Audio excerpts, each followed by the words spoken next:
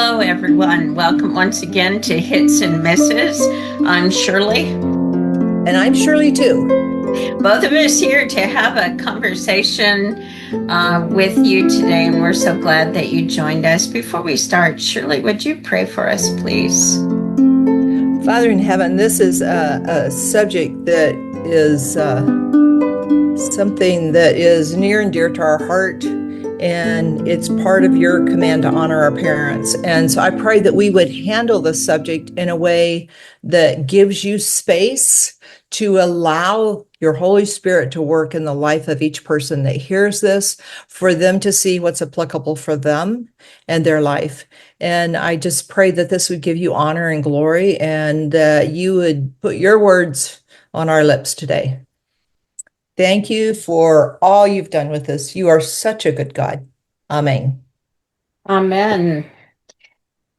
Well, today, Shirley and I wanted to talk about taking care of your elderly parents or perhaps even a handicapped sibling.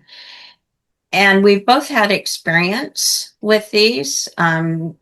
Shirley with her parents and her husband's parents, and me with my parents. In fact, right now I'm still providing support care for my 95-year-old dad. Steve and I both are, and Steve's just been amazing, a real trooper. I tell him, I said, honey, you're under no obligation to do these things for my father. And he said, why not? I mean, he's your dad. You're my wife. Why wouldn't I want to help? And I am so grateful for that. But it's difficult. What you do actually, you put your own life on hold to take care of an elderly parent.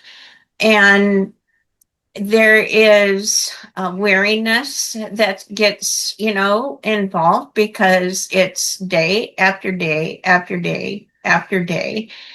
And you don't know how long this assignment is going to run. And there is a tendency to want to hurry it up so you can get back to your life. And that is something that, for me anyway, is something that I have to continually surrender to Yahweh. You have a comment?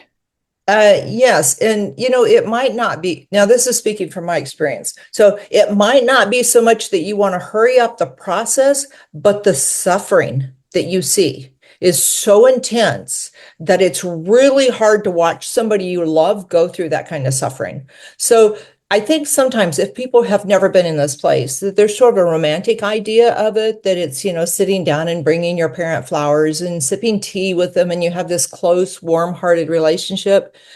But that's not the reality of what happens at the end of the life. At the end of life, a lot of times you're changing diapers. You might be dealing with catheters. You might be dealing with physical demands that are beyond your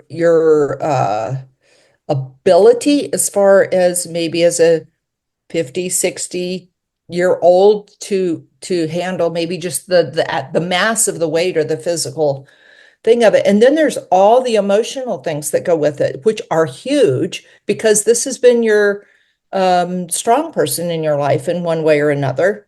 And now you're back in that atmosphere. So what I'm kind of thinking about, Shirley, and I want you to express what you're kind of thinking about, is stripping down and thinking about this with a mindset so that you can look at it with reality rather than a fantasy. And I would make the statement, there's no hope in fantasy. There's hope in looking at reality and the truth of it, and there's strength that God will give you to do what is your portion to do. And every person has to decide, what is my portion? That's very good because in my own situation, Steve and I had a traveling ministry that we had been doing for 17 years and had developed quite a network of friendships and, people that we love. And we set that aside to offer care to my dad so that he could live out the length of his days. But at the time, we didn't see it as being a long term commitment, which is what it has turned into. And I think if I were to look back on that, there were some changes that I would have made with a hindsight view now. And so I think that's the reason behind this conversation for any of you who listen, who might be in this situation or be looking at coming into this situation, that maybe we can give you some ideas or suggestions on how you can navigate this with, calmness, peace, assurance that you're in Yahweh's will. And knowing how long this is going to be is something you cannot know going into it. So I had one relative that took care of their relative, and they thought it was an end of lifetime, and I think it ended up lasting 40 years farther.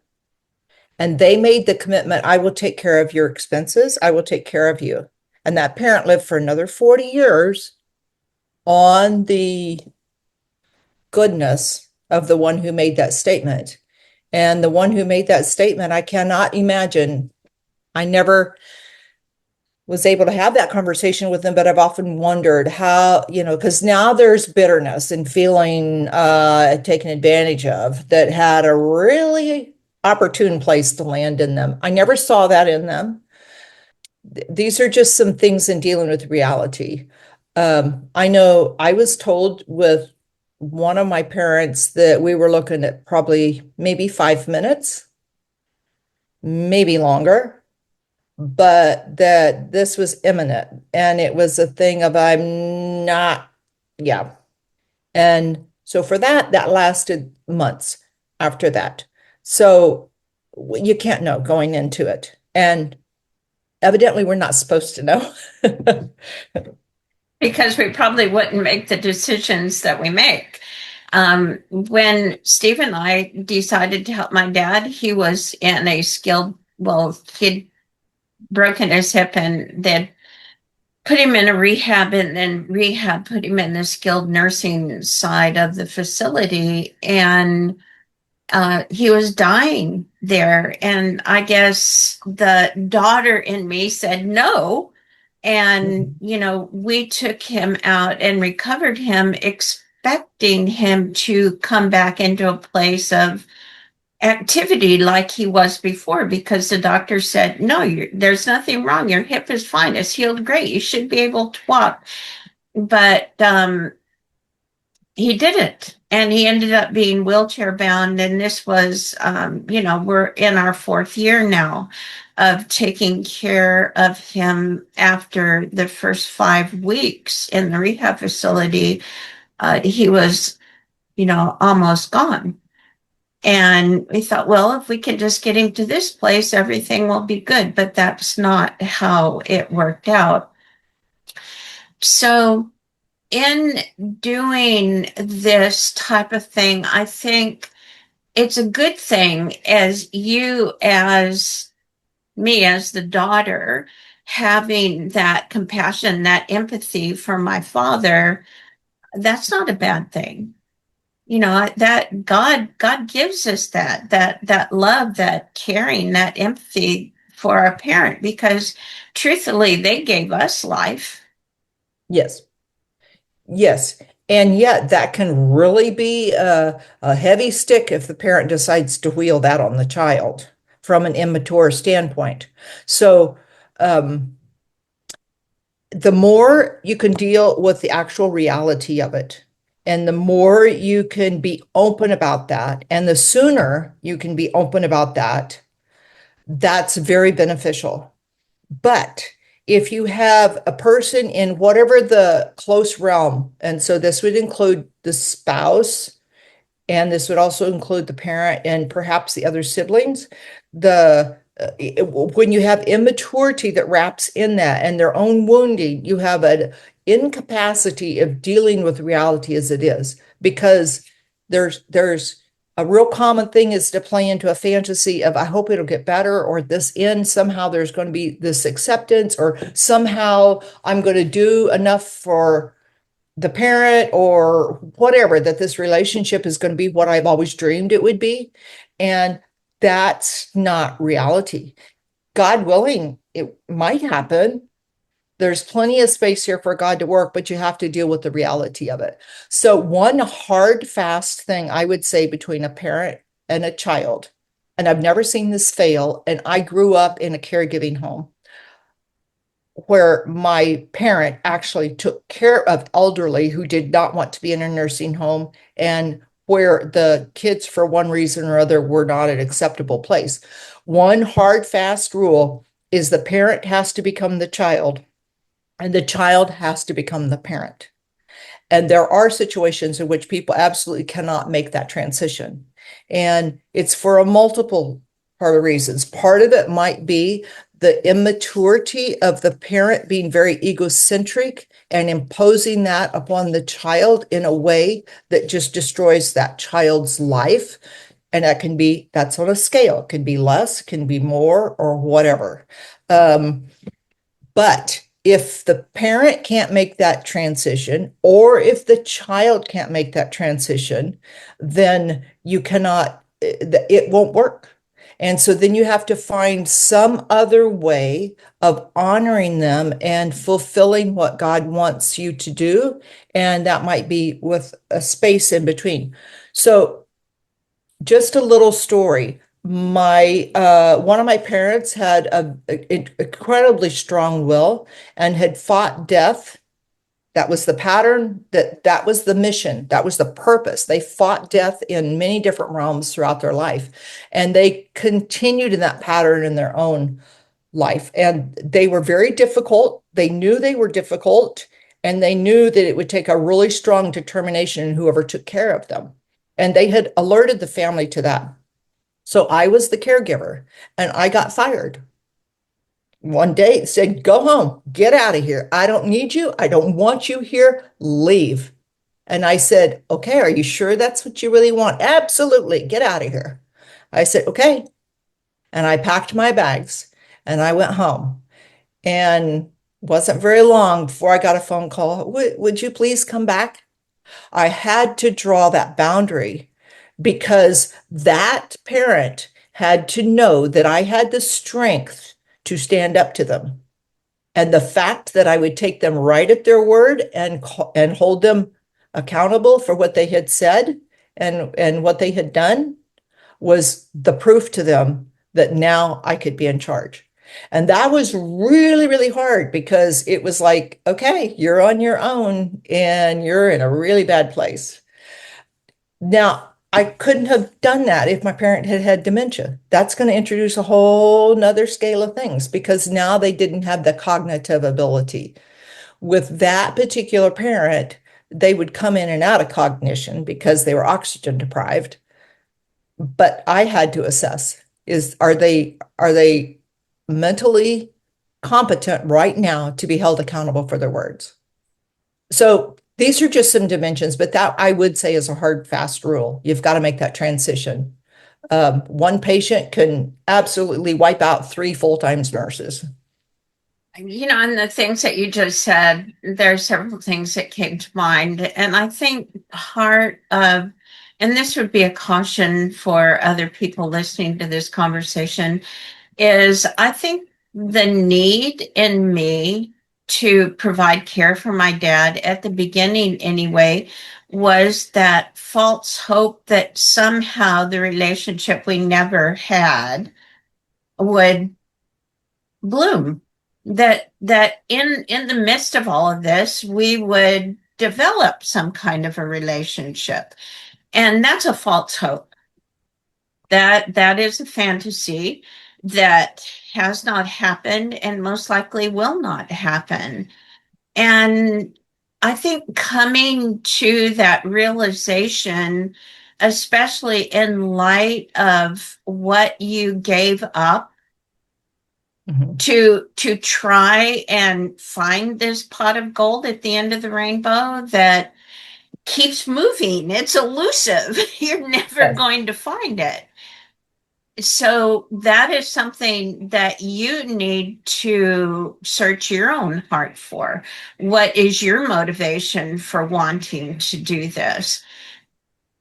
And another thing you said is the parent child role reversals, that even if your parent agrees to that, like I told my dad and I had a conversation. I said, look, Dad, as your power of attorney and taking care of your checkbook and all these things, this is what all of this entails. And we've got to reverse roles here. You have got to allow me to make decisions, and not that I'm going to do it without talking to you about it, but I have to be the one that is responsible for this. All right.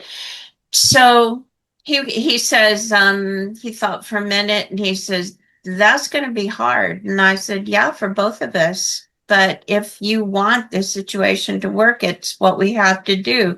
And he agreed to it, but no, it hasn't worked that way.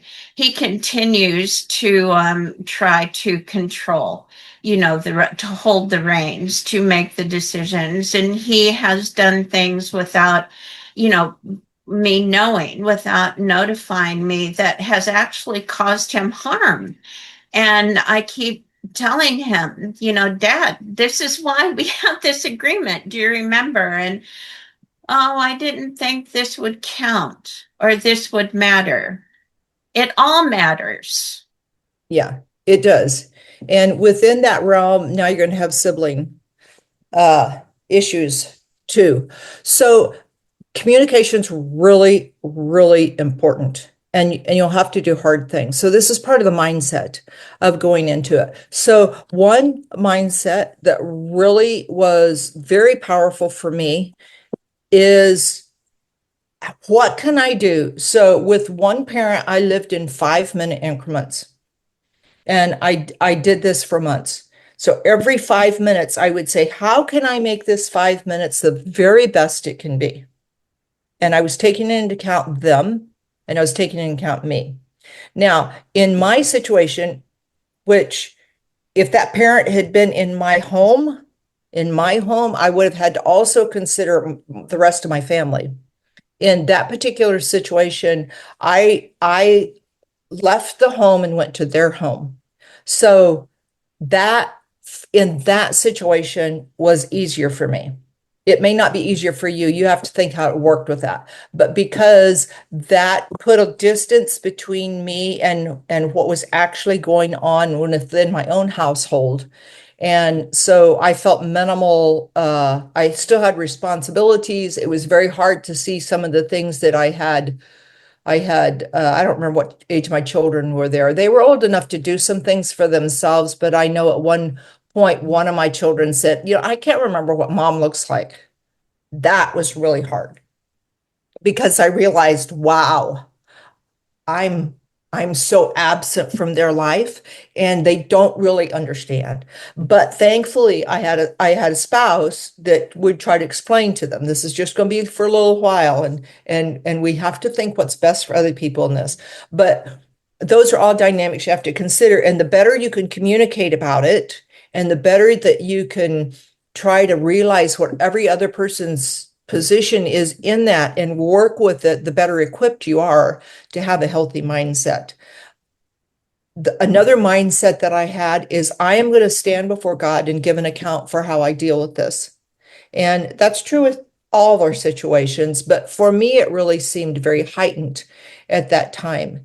And I will say at the end of that chapter of my life, it is one of the things that I'm very proud in a good way that God gifted me with the opportunity to have that treasured session that was very, very difficult, that let me see I could do a really, really, probably some of the hardest things I've done in my life. And I could do it in a way that he gave me a mindset through that one question. What's great about this? How can I make this great for the next 5 minutes? To keep my selfishness at bay and their well-being in the forefront. And at the end of that period, I had to draw curtains on a whole lot of things and say, I have to have a space to heal, because if I don't, I feel like I'm going to shatter. It was so intense. And this is just part of the reality. These are hard things, but God asks us to do hard things. And we are a people who can take courage and to grow. And he calls us to that. And it's an honor. And they're transformative. I just want to say, but to deal with it in the reality of it is key. It's really a big thing. Steve and I were traveling in full-time ministry. There were occasions when we would be in the house of someone who had a loved one that was terminal, and it was a drawn out process. And what we noticed, and I've asked God to forgive me for this in my own time that I am in with my dad right now, but what I would notice and comment on after we left that home is, while the family has already distanced themselves from the loved one, mentally, emotionally, and you walk into that atmosphere and you feel the distance, the family has distanced themselves, as in they're just waiting. They're counting the hours until, their husband, father, brother, whoever it is, passes away. And you know that the person who's terminal is experiencing this distancing themselves. It's real, it's palpable, it's in the room. And that is something that needs to be guarded against, I believe, because it's almost like, that they're going to die. They have a terminal illness. They're going to die, and you're just waiting. You're waiting, and you're already reorganizing your life to be without them. That's a hard one. That is hard. How do you have to keep living? You know, Sooner or later you're going to be without your spouse, your father, your brother, your sister, whoever it is. And there is this connection, this emotional connection that is being severed.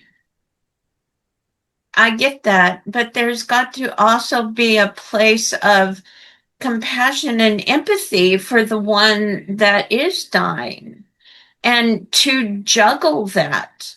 How do you juggle that? We were in the home of one where the whole community of believers this family was a part of came and prayed for the wife daily and proclaimed healing for her, and God has said all these things. We know you're going to recover. We know you're going to live. We're praying that, we're claiming it, we're believing it. And she died. And she left a husband and 7 or 8 children. And everyone was like, God said she was going to live, but she's gone. How do we reconcile that? And this is something that you have to be also careful about, because the outcome of that is the oldest son decided that he wasn't, God wasn't real. Yeah.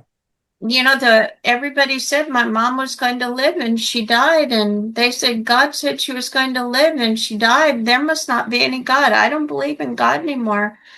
He publicly proclaimed this whole statement and said, "No, I'm an atheist. Forget God." Yeah. God doesn't That's care. that's not an uncommon story.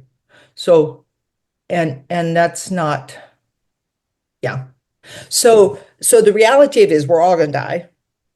So Yes. so but I want to interject some encouragement into this.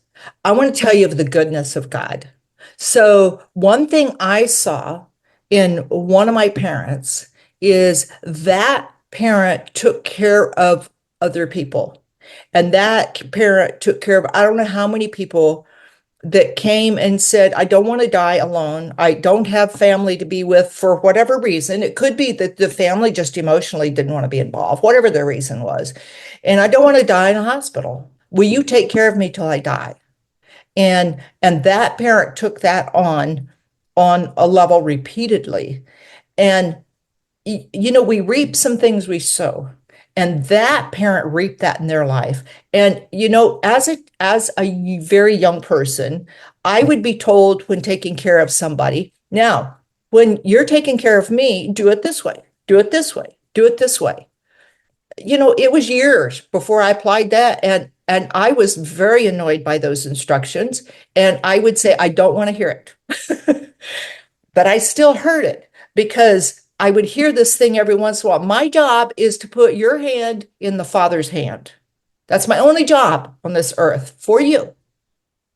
And I heard that enough. I knew it wasn't the only, but I understood that principle. Do you know when it came time for me to step in that role, God brought all those back. And not only did he bring all those things back, but there was an individual that had been trained by that parent in that parent's way of taking care of people that actually was the head hospice nurse. Mm. And nothing but God's orchestration of the events in life could have done anything so wonderful as to put a person there that was a support to me and the rest of the family that intimately knew my parent and intimately knew the nuances that would work and would not work and was supportive because we didn't necessarily do things traditionally. And this is just nothing but God intervening and God's mercy and God's goodness. So if you decide to step into this, I want to encourage you. You are coming into a place where God is with you and God will supply your needs. Just don't think that's going to look in a certain way, because I would say that probably nothing within that scenario looked like I thought it should look or I wanted it to look, but it was exactly what was needed at the time and in the situation. And that's the God we serve under that. And that's the God who has asked you to honor. And he's put his spirit in us in a way that he wants to guide us through hard things. And death is a hard thing that we all face because we live in a sinful world. And I also wanted to talk about feeling guilty. Now, Okay, say your situation in life makes it really, really difficult or maybe impossible to take care of a loved one that needs care. Don't fall into the trap of feeling guilty about needing outside help, whether that be a retirement center or a skilled nursing facility or hiring someone to come in, or like what Shirley was just talking about, what her mom did. Don't fall to those feelings of I'm going to be a bad daughter or a bad son if I, put my parent in one of these facilities, because sometimes that might be the best move for both them and for you. I know that with my own dad, he's getting to a place where, I mean, he just fell out of the car the other day. He was getting out, well, actually, the pickup truck, and his feet wouldn't hold him up, and he just crashed down on the pavement and really messed up his elbow. And it's getting harder and harder for him to stand up from his wheelchair, to pull up his pants, or even transferred from his wheelchair to a recliner. And Steve and I have both looked at that. My dad is a big man, and when he falls, it takes a couple of strong men to get him back up. And we're like, if this continues to progress in this downward spiral, we're going to have to get more help. He's going to have to hire someone who can come to his home and help more, or we're going to have to find a facility to put him into, and to not feel guilty about doing that. Yeah, it could be absolutely the best thing. I had one parent, and I had to struggle with this, and that said, "No, I don't want you to take care of me." And what would I do? What would I do at your house? You don't even have a TV. No, I don't want to go to your house. And that was hard because I had this idea of what it should look like. But I was able to step in the capacity that they wanted to receive, in the way they wanted to receive it, and honor it. And the way that looked in that family is I was the one who got to be with them and to pray with them and have the last lucid conversations with them, actually see the passing and be a part of the passing. And it's just different things in different situations. And I knew that was God's gift to me. And that parent made it very clear to me, and this is your gift to me. So I wasn't the fun kid with them. They had another one that was the fun kid that came in and was the one they really enjoyed spending most of the time. I was the one that they wanted to be there to pray with them and to see their passage. And so that's okay. It's their choices. It's you supporting them and encouraging them in the life that God gave them, not a picture of what we think it should look like. And don't take on more than what your marriage can bear. It Yeah. it's not worth putting your marriage at risk to Hmm. take care of a parent or any loved one who is outside of your immediate family. Your marriage is always first. Yeah. So keep that in mind, because sometimes we get these altruistic feelings that, I've got to do this. And it's no, you So don't. so I had one person that asked me to take care of them, and I really wanted to. My husband said no. And I had to think about that. And I had to think about, okay, how do I balance this out? Because I feel like I'm really supposed to. So I went to God with it, and He revealed to me all my reasons to do that was self-serving and what kind of person I thought I would do, and that I was completely incompetent to provide what that person needed. My husband had the ability to see that and recognize that, and I didn't until I went to God and He showed me. And that was very hard to go back to that person because that person cut me off. Oh. But years later, they called back, and maybe they kind of understood, maybe they never understood, but I'm not responsible for the way that they govern through life. I'm very accountable to God for what I said and how I did it. But it's still a person that is dear to me. God's not the tool that person needed. And so I have to have the humility, and I can see in looking back, it was actually a place of pride. God opposes pride. These things that we have to consider Yeah, in yeah. uh, in our life walk. So I would I, say I have one parent that I took care of that I so treasure those times because I heard stories that none of the other family heard. I had a relationship that none of the other family had. And the rest of the family was just in a place where that was their strong man. And they weren't at a place where they could deal with it. And I had the privilege of knowing that person on a whole different level. And I treasured that time. And it was very hard. well, I see we've come to the end of our time. I don't know, in some respects, this conversation was a bit depressing, but in other respects, I hope that you heard our heart and that we were able to share maybe some bits of insight that will help you if you end up in this place of an elderly parent that needs care. So let's close with prayer and then we'll say shalom. So Father in heaven, I ask that you take the intentions of our heart and you make this good. I pray that you help encourage your people, that they are a people of courage, that they are a people that can do hard things. And whatever that hard thing looks like and what you're asking for them, I pray that you would make yourself known. And I pray that they would be able to do what will help them stand before you and to hear the words, well done, thou good and faithful servant. I thank you. I thank you for the privileges that you have given us to have this podcast. But Father, I know that it's only by your spirit that you reach people, and I pray you will do the teaching. Thank you, Abba. Thank you. So everyone, until next time, we wish you all shalom and may God's blessings rest upon you. Shalom, shalom.